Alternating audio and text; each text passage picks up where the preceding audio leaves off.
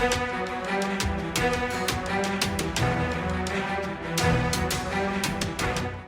MPAचा विषय आहे आणि तुकाराम मुंडे साहेबांचं काम या विभागामध्ये किती चांगलं आहे अख्ख्या महाराष्ट्राला त्या ठिकाणी आणि मग त्यांना तीच विनंती करण्यासाठी आलो होतो की आम्ही जे आपल्याला कंप्लेंट पत्र देतो आहोत. आम्ही समजू शकतो MPSC स्वायत्त संस्था आहे, मी तिथं काही बोलू शकणार नाही, पण आम्ही दिलेलं पत्र हे नक्कीच तुम्ही त्यांना पाठवू शकता. तुम्ही जर बघितलं असेल याच्या आधी सुद्धा हा जो काही लोकेश पाटील आहे नंतर गौरव पाटील आणि ऋषिकेश दोन जे युवा आहेत त्यांनी एक पत्र तुकाराम मुंडे साहेबांच्या ऑफिसला दिलं होतं 21 तारखेला आणि त्याच दिवशी संध्याकाळी तुकाराम मुंडे साहेबांच्या ऑफिसने MPSC आयोगाला ते पत्र आणि ते सगळे पुरावे तिथे पाठवले होते आणि तुमच्या लेवलवर तुम्ही निर्णय त्या ठिकाणी योग्य पद्धतीचा घ्यावा अशी विनंती केली. आज सुद्धा आम्ही जेव्हा चर्चा केली तुकाराम मुंडे साहेबांचं मत आहे की सिस्टममध्ये म्हणजे सरकारमध्ये जे अधिकारी येतात ते स्पर्धा परीक्षा देऊन पारदर्शक पद्धतीने येणं फार महत्वाचं आहे. जर कुठल्याही परीक्षेमध्ये पैसा देऊन त्याच्या संपर्कातून एखादा व्यक्ती अधिकारी होत असेल तर उद्या जाऊन सर्वसामान्य लोकांना तो न्याय देऊ शकत नाही. ही भूमिका त्यांची जी आहे आणि आमची जी आहे ती नक्कीच समान आहे. आता आम्ही दिलेलं पत्र ते आयोगापर्यंत पाठवतील अशी आशा या ठिकाणी आम्ही करत आहोत. आता त्यांना भेटल्यानंतर आणि हे जे सर्व विद्यार्थी माझ्याबरोबर आले हा त्यांचा मुद्दा. तिथं हे सर्व विद्यार्थी त्यांच्याशी बोलत होते, चर्चा करत होते, त्यांच्यावर एक विश्वास आहे, अधिकारी म्हणून त्यांचं काम चांगलं आहे, त्यामुळे सर्व विद्यार्थी त्यांचा विश्वास ठेवून असतात. त्यामुळे चांगल्या अधिकाऱ्यांशी चर्चा करून या विषयावर बोलणं हे त्यांच्यासाठी महत्वाचं होतं म्हणून आम्ही करत आलो होतो. आता तुमच्याशी बोलल्यानंतर आम्ही लगेचच MPSC आयोगाकडे त्या ठिकाणी चाललेलो आहोत. आता मगाशी जेव्हा राष्ट्रवादी शरदचंद्र पवार यांच्या पक्षाच्या कार्यालयामध्ये मी प्रेस कॉन्फरन्स घेत होतो, मी सगळ्यात मिळून एक पत्र हे लोकेश पाटलाचं उर्फ गौरव पाटील हा गौरव पाटील उर्फ लोकेश पाटील हा तसा एकच व्यक्ती आहे. यांनी हे पत्र जे पाठवलं आयोगाला त्याची कॉपी तुम्ही आम्हाला दाखवली, मी त्यावेळेस ती बघितली नव्हते. हे सगळं बघितल्यानंतर एक सगळ्यात महत्वाचं गोष्ट आहे की ऋषिकेश गांगर्डे नावाची जी व्यक्ती तो जेव्हा ही कंप्लेंट केली होती या पाटलांनी याच्या बरोबरच ऋषिकेश गांगर्डे सुद्धा तुकाराम मुंडे साहेबांच्या ऑफिसला आला होता. त्याच्याबरोबर MPSC आयोगाला सुद्धा गेला होता. काही मिनिटांपूर्वी ऋषिकेश गांगर्डे यांनी एक व्हिडिओ हा टाकलेला आहे. त्या व्हिडिओमध्ये त्यांनी सांगितलेले लोकेश पाटील उर्फ गौरव पाटील हा त्याचा मित्र आहे, त्याला थोडं धमकावलं, त्याला भीती दाखवली गेली म्हणून त्यांनी हे पत्र देऊन माघार घेतली. पण त्या पत्रामध्ये ऋषिकेश गांगर्डेचे सुद्धा नाव आहे आणि तो एक खरा अर्थाने विना म्हणून आणि MPSC विद्यार्थ्यांचा विचार करत असल्यामुळे तो त्याच्या भूमिकेवर ठाम आहे आणि त्यांनी सांगितलं की मी माझी कंप्लेंट मागे घेतलेली नाही. आणि हे जर तुम्ही नीट वाचलं याच्यामध्ये फार वेगळ्या वेगळ्या गोष्टी सांगितलेल्या आहेत. याच्यामध्ये तो सांगतोय की महिनाभर मी तपास करत होतो आणि नंतर तो सांगतोय की मी चेष्टा करतो. त्यानंतर तो तुकाराम मुंडे साहेबांच्या ऑफिसला आला. हा पाटील लोकेश पाटील गौरव पाटील जो कुणी आहे MPSCच्या कार्यालय मुंबईमध्ये आला. बरेच दिवस त्याच्यावर त्यांनी काम केलं आणि नंतर आता कुठेतरी त्याच्यावर दबाव आल्यानंतर तो म्हणतो की मी चेष्टा करतो.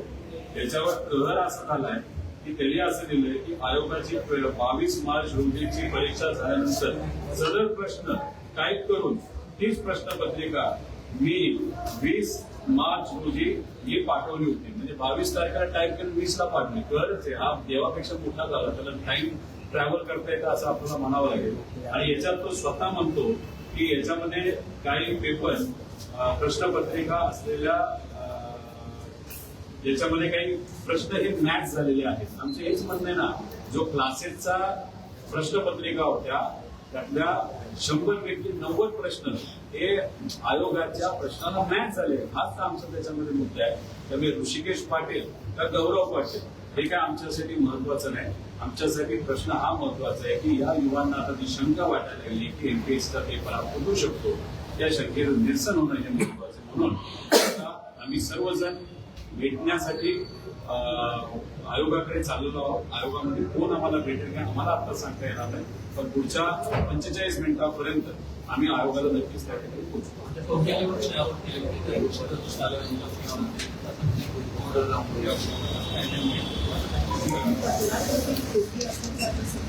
तक्रार हीच आहे ना. ऋषिकेश पाटील आणि गौरव पाटील आणि लोकेश पाटील हे असं नाव दिलेलं आहे, पण ऋषिकेश गांगर्डे हा सुद्धा तक्रार करणारा व्यक्ती आहे ना. या माणसाबरोबर ऋषिकेश गांगर्डे सुद्धा तक्रार केली होती. तो म्हणतो मी तक्रार मागे घेणार नाही, कारण त्याला माहिती आहे युवा कधी घाबरच नसतो. युवाने गेल्या काही दिवसांमध्ये काय संघर्ष केला तुम्हाला सगळ्यांना माहिती आहे. त्यामुळे ऋषिकेश न घाबरणारा व्यक्ती त्यांनी व्हिडिओ केलेला आहे, मी तक्रार मागे घेत नाही. त्यामुळे मग आयोगाला हेच पत्र दाखवून आमचा टाइम वेस्ट न करता जो ऋषिकेश गांगर्डे आहे नाही तर आता आम्ही जी कंप्लेंट करत आहोत हे सगळे जे विद्यार्थी आहेत त्याच्यातलेच त्यांच्यावर इम्पॅक्ट झालेलं नाही, त्यांच्या मित्रांवर, मैत्रिणींवर, बहिणींवर अन्याय झालेला आहे. जे लोक त्या सर्व विद्यार्थ्यांच्या वतीने तिथे लढत आहेत आणि आम्ही त्यांना फक्त पाठिंबा देत आहोत.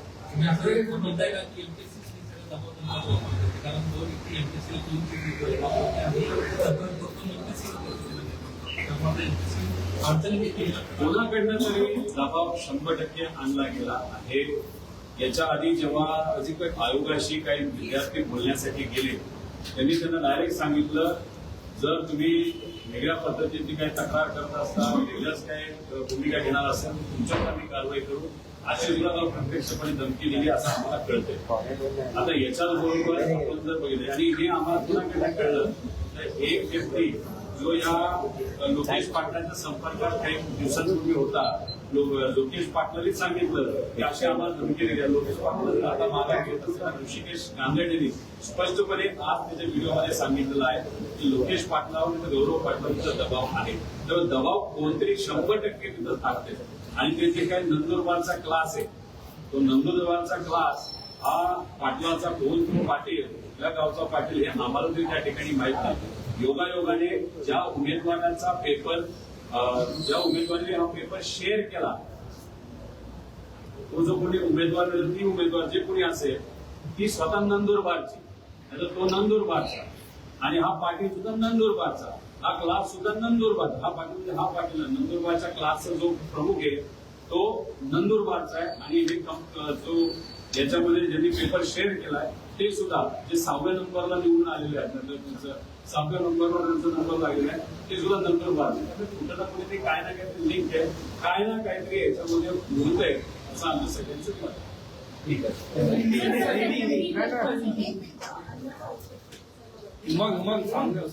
रजीक पीछे मैडम, मीनाक्षी इधर आगे रियल खबर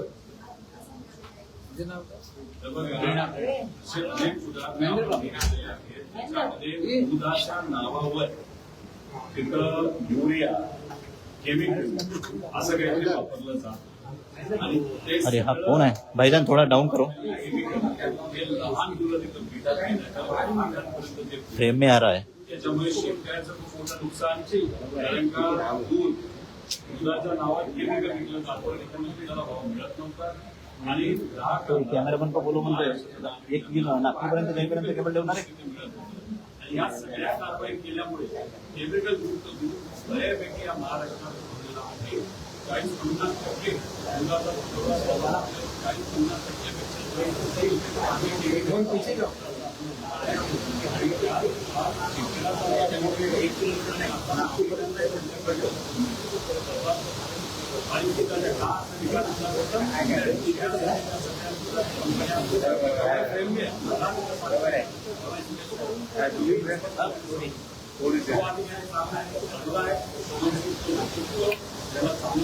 लावून पाहिजे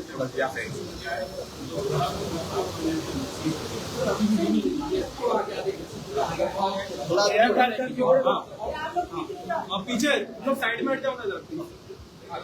रजीक भाई, उमर, रमेश सांग रे. आता बरोबर आहे.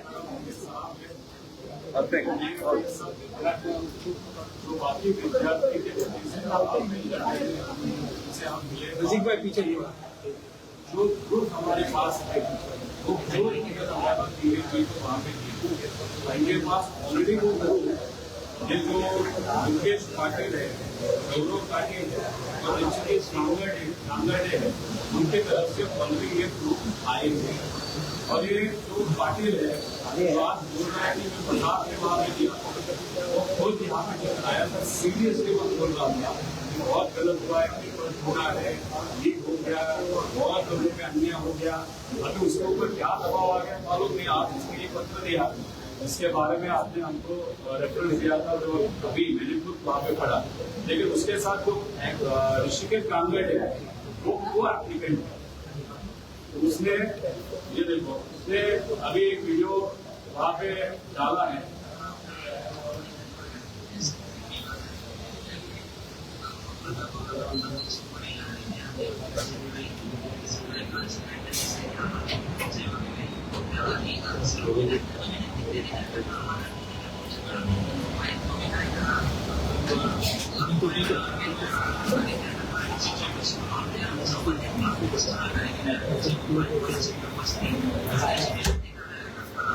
हाँ है ऋषिकेश कांगड़ है, तो स्पेसिफिकली वहाँ पे बता रहा है कि जो पाटिल था, उसका नाम गौरव पाटिल, उसका नाम एक्चुअली गौरव पाटिल, लेकिन वो खुद को लोकेश पाटिल नाम पे कंफ्यूज हो गया।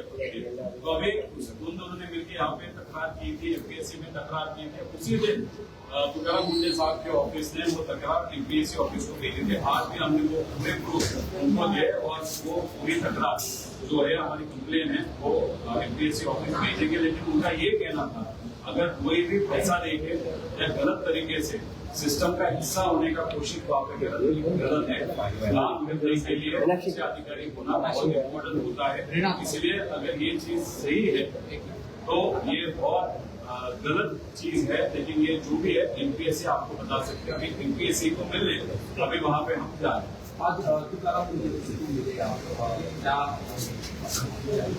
तुकाराम मुंडे साहब का यही कहना था कि कोई भी व्यक्ति अगर सिस्टम का हिस्सा होना चाहता है वो कॉम्पिटिटिव एग्जाम के माध्यम से वहाँ पे आना चाहिए। अगर वहाँ पे पैसा देके या समझो किसी का कॉन्टैक्ट इस्तेमाल करके लाइन स्किप करके अगर अधिकारी बनता है तो उसका प्रभाव लोगों पे बहुत बड़ा होता है, नकारात्मक होता है, नेगेटिव प्रभाव होता है। इसलिए कोई भी सिस्टम, एग्जाम देने की सिस्टम हो, एग्जाम लेने की सिस्टम हो, जो भी है वो प्रूफ होने की बहुत इम्पोर्टेंस होता है। और इसीलिए अगर आपने जो ये प्रूफ दिए हैं हम एमपीएससी को भेजते हैं, एमपीएससी उसके बारे में जो निर्णय लेने को लेगी, क्योंकि वो स्वायत्त बॉडी है। लेकिन ये अच्छे अधिकारी होने के नाते और ये जो बच्चे हैं जो बाकी बच्चों के लिए वो लड़ रहे हैं, उनका भी कहना था एक अच्छे अधिकारी के साथ मिलकर बात करके उससे चर्चा करना बहुत इम्पोर्टेंट है। और ये पूरा इंस्पेक्टर ये जो पद है वो एफडीए के अंदर आता है, मतलब तुकाराम मुंडे पद के अंदर वहाँ पे आते हैं। इसलिए आज उनसे सर आपने कहा कि अभी कंप्लेंट वापस नहीं लेंगे, इनको आगे करके दिखाना है कि आपका डरता नहीं। एक बार थोड़ा पीछे जाओ,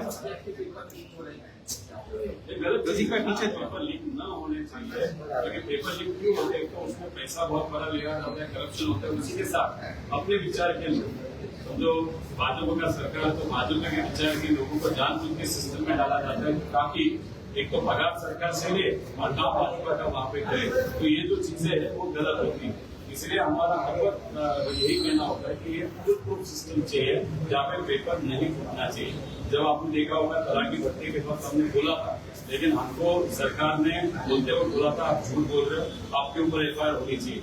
लेकिन अब ये मैट क्वासी जुडिशियल बॉडी है, उन्होंने खुद वहाँ पे सरकार को बोला कि तलाक की भर्ती में भ्रष्टाचार हुआ है, 62 केसेस में हुआ है, वो केसेस ज्यादा भी हो सकते हैं, तो वहाँ पे आप एक्शन ले लो।